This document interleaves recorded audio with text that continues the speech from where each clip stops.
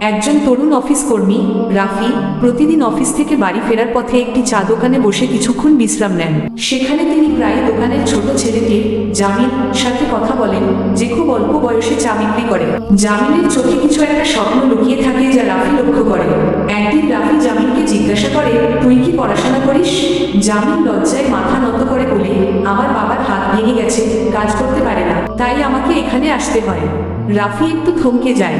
কিছুক্ষণ পরে তিনি চুপচাপ জামিনের হাতে একটি পুরানো স্কুল ব্যাগ এবং কয়েকটি বই দিয়ে বলেন, এগুলো আমার ছোট ভাইয়ের ছিল, তুই যখন সময় পাবি পড়াশোনা কর।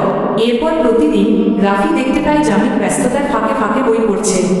একদিন রাফি চায়ের দোকানে গিয়ে দেখে জামিল নেই। দোকানের মালিক বলেন, ও আজ স্কুলে ভর্তি হতে গেছে।